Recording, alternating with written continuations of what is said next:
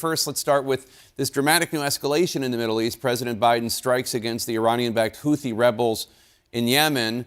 Top House progressive Congresswoman Jayapal said the president should have gotten and, in fact, needed permission from Congress, calling the strikes an unacceptable violation of the Constitution. Do you agree with her? Were these strikes illegal? Well, what I do think is the president has a right to respond on an emergency basis to the disruption of international shipping brought about by the Houthis. On the other hand, he's got to get to Congress immediately. It is Congress that has the right to declare war, not the President of the United States. So I hope this issue gets to Congress immediately. Let's talk about the war that Israel is waging in Gaza. You are trying to force a vote in Congress that would direct the U.S. State Department to look into whether Israel is using U.S. equipment or assistance to violate human rights standards in Gaza. The spokesman for the National Security Council, John Kirby, responded to your plan saying, quote, "We do not believe that this resolution is the right vehicle to address these issues, and we don't think now is the right time. The Israelis have indicated they are preparing to transition their operations to a much lower intensity, and we believe that that transition will be helpful both in terms of reducing civilian casualties as well as increasing humanitarian assistance," unquote. What do you say to that?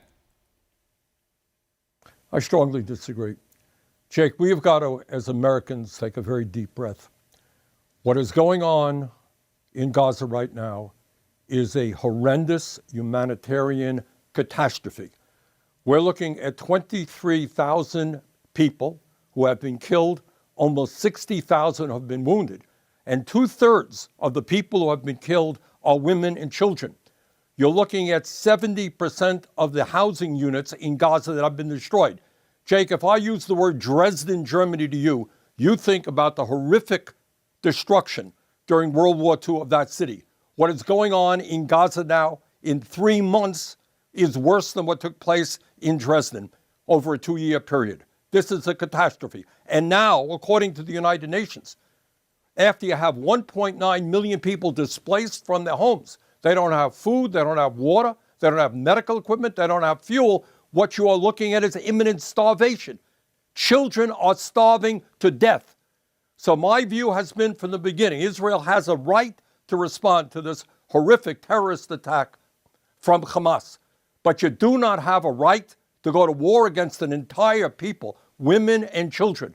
And the United States Congress has got to act because a lot of this destruction is being done with military weapons supplied by the United States of America. And what the resolution that I'm introducing is about, it's consistent with the Foreign Assistance Act. It says that if American military assistance is given to any country, Saudi Arabia, Israel, any other country, it has got to be used consistent with human rights, international human rights standards, and American law. In my opinion, that is certainly not the case. We have a horrific humanitarian catastrophe. We cannot turn our backs on it. Congress has got to start moving to protect children in Palestine.